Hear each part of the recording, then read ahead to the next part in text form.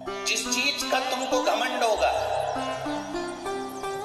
जिस चीज का तुमको अहंकार होगा, वो सबसे पहले खींची जाती है, सबसे पहले छीनी जाती है।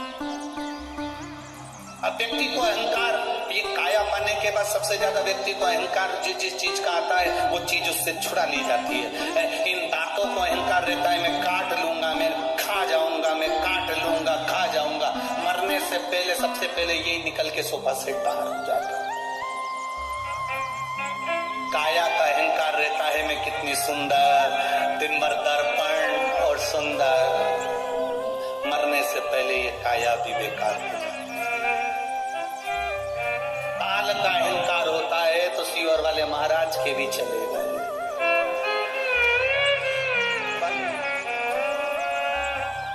जिस चीज का अहंकार करोगे वो सब चले।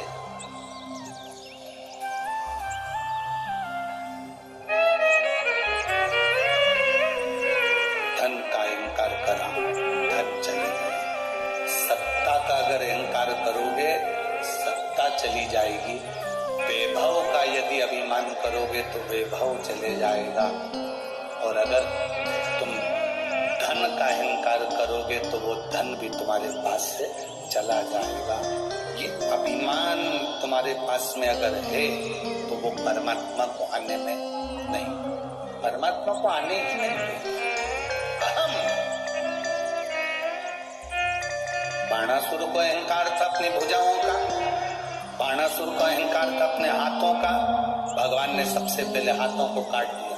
सुदर्शन उठाया मेरे द्वारिकाधीश ने, और सुदर्शन उठाकर द्वारकानाथ बाणासुर का शीश काटने वाले थे तो शंकर भगवान ने उधर से इशारा कर दिया, द्वारिकानाथ शीश मत काट देना। द्वारिकानाथ ने पूछा, भोलेनाथ आप मुझे इस बाणासुर का सिर काटने से रोक रहे हैं? ये आपका शिष्य है इसलिए? शंकर भगवान कह रहे हैं शिष्य है इसलिए नहीं, मैं आपको सिर काटने के लिए इसलिए रोक रहा हूं क्योंकि आपने प्रहलाद को वचन दिया था कि तेरी 18 पीढ़ी में मैं किसी को नहीं मारूंगा। और ये बाणासुर प्रहलाद की 18 पीढ़ी के अंदर है, इसलिए तुम इसको मार नहीं सकते।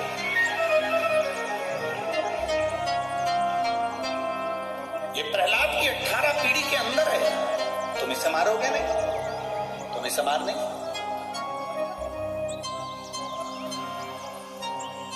तुम इसे मारिए नहीं।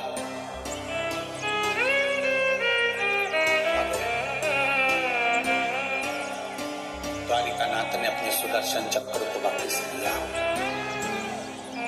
द्वारिकाधीश ने अपने सुदर्शन चक्र को वापस लिया। और द्वारिकानाथ ने बाबा भोलेनाथ जी से कहा, फिर इसका अंत कैसे होगा, इसके प्राण कैसे छूटेंगे, शरीर कैसे छूटेंगे? शिव जी ने कहा, इसने वर मांगा है, मरूं तो कुंवारी कन्या के हाथ से मरूं, कुंवारी कन्या के हाथ से।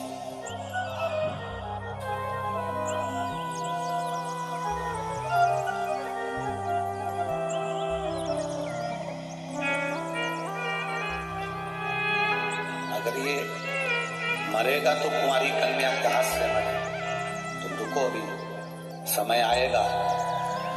बाणासुर के अब केवल 2 हाथ बचे हैं, बाकी के सारे हाथ कटकर गिर गए क्योंकि अभिमत्ता में आ गया था, अहंकार में आ गया था। और अहंता में आने के कारण इसका सब कुछ चलेगा, सब कुछ।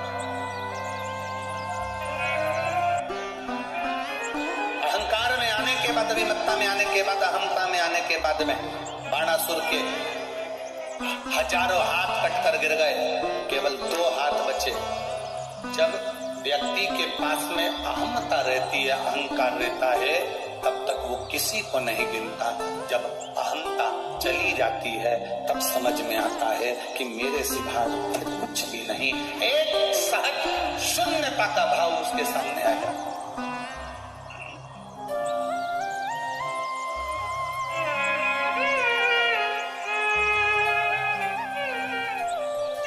शून्यता का भाव।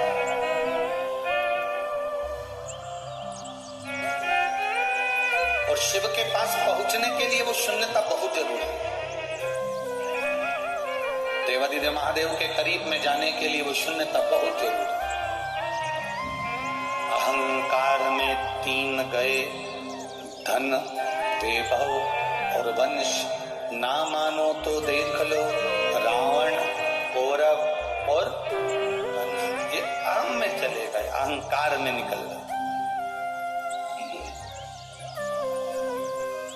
इसीलिए वो कहते हैं ना, क्या मान करे रे कि काया माटी मिल जाएगी। राम भज ले हरि का, कहीं तो राम मिल जाएंगे। क्या मान करे रे दौलत, वो दौलत माटी मिल जाएगी। क्या मान करे रे बेटे का, पड़ोसी बेटा बन जाएंगे। क्या मान करे रे बेटी का, वो बेटी जमाई ले जाएंगे। ये शरीर जो मिला है भगवान की भक्ति का जो मूल तत्व है, शंकर भगवान की अविरल भक्ति का जो आनंद गला पकड़ रहा है माई, भगवान शिव की भक्ति का जो एक रस तत्व हमें प्राप्त हुआ है।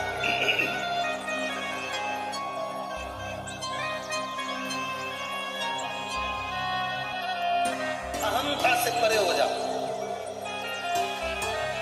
बाणासुर के हाथ कट गए, फिर भी इसका अहंकार समाप्त नहीं हुआ। कभी कभी रस्सी जल जाती है पर उसका बल नहीं जाता।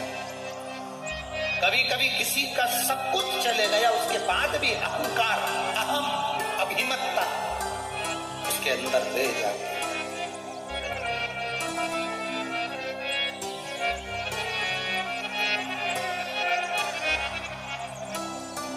वैभव गया, सत्ता गई, राजपाट गया, उसके बाद भी अहंकार उसके अंदर, अहम।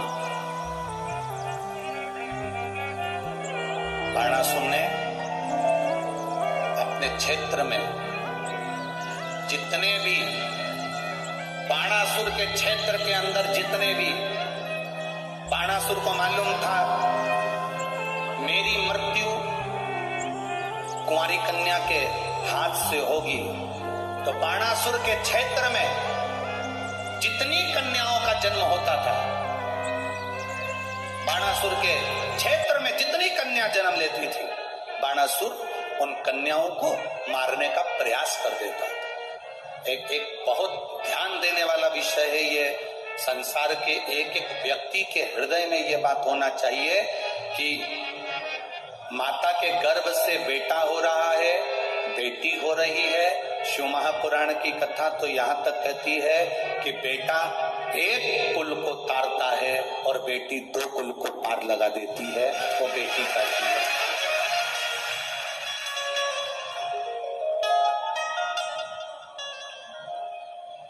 गर्भ में आने वाली बेटियां, गर्भ में आने वाली संतान, गर्भ से जन्म लेने वाली बेटियां, अगर इस गर्भित बेटी को, शिव महापुराण की कथा कहती है, गर्भ में रहने वाली बेटी को जो गर्भ में मरवा देता है, भ्रूण हत्या करवा देता है, गर्भस्थ कन्या को या कुंवारी अवस्था में उस बच्ची पर कोई गलत प्रहार करता है, छोटी सी कन्या पर गलत दृष्टि देता है, छोटी सी कन्या के साथ अगर कोई गलत कर्म करता है, शिव महापुराण की कथा कहती है कि उस व्यक्ति को बार बार पृथ्वी पर जितनी बार वो जन्म लेगा, जितनी बार वो जन्म लेगा, उतनी बार उसको अधोगति में तड़प तड़प कर, रोग ग्रसित होकर मरना ही पड़ता है।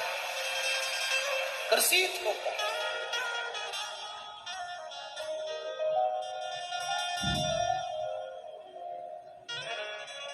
इतनी सारी माताएं बैठी हुई है, आप अपने घर का अंदाजा लगा कर देखिएगा। आप अपने घर में एक अंदाजा लगाइएगा, रहने वाली घर की बेटियां, घर में रहने वाले बेटे और बेटी दोनों का अंदाजा लगाना।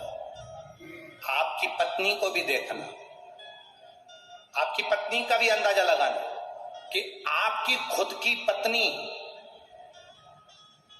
वो अपने माता पिता के प्रति कितना समर्पित रहती है। बोलो सही है कि गलत है? आपकी खुद की पत्नी माई के 50 बार फोन लगाती है, मम्मी कैसी हो, पापा कैसे हो, भैया कैसे हो, शुगर की जांच कराई कि नहीं कराई, बीपी देखा कि नहीं देखा, भैया पापा को दिखाने चले जाओ फिरोजाबाद, भैया पापा को आगरा ले जा, भैया पापा को दिल्ली ले जा। तुम्हारे खुद की पत्नी को देखना, वो स्वयं अपने माता पिता के प्रति कितना सम्मान रखती है, उसके माता पिता के प्रति कितना आदर, उसके माता पिता के प्रति कितनी जागरूक होती है। खुद की पत्नी को देखो।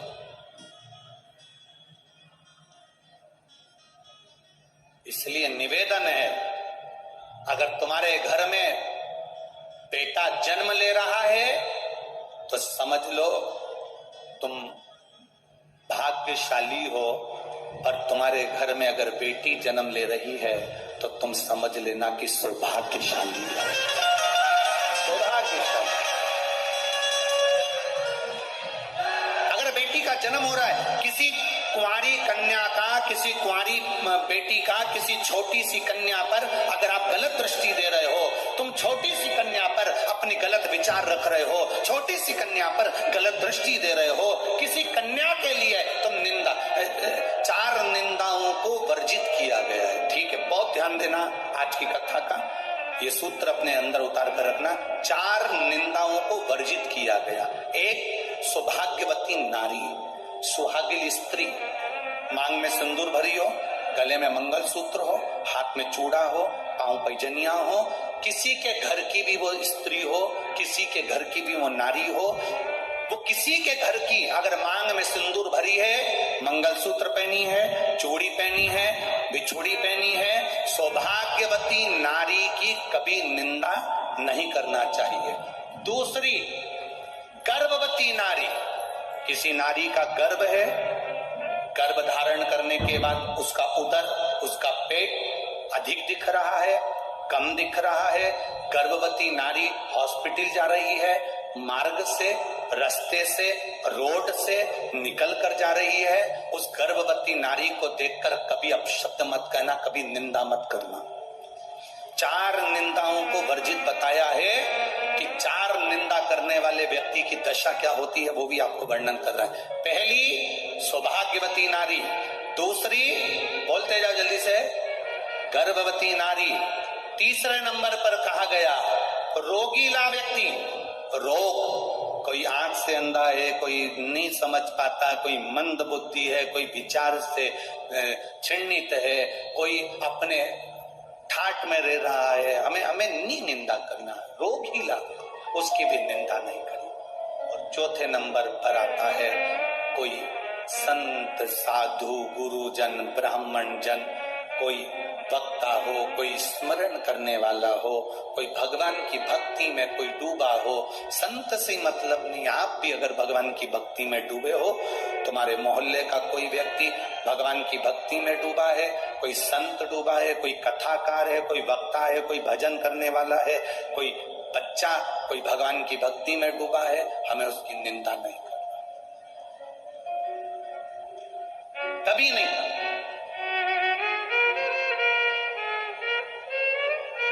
आज के जमाने में व्यासपीठ पर बैठकर लोग एक दूसरे की निंदा करते रहते हैं, कई लोग, और वहां सुनने वाले भी बैठे रहते हैं। उस समय पर खड़े होकर बोलना चाहिए आपको कि महाराज जी, हम यहाँ निंदा सुनने नहीं आए, हम यहाँ भगवान की कथा सुनने के लिए आए।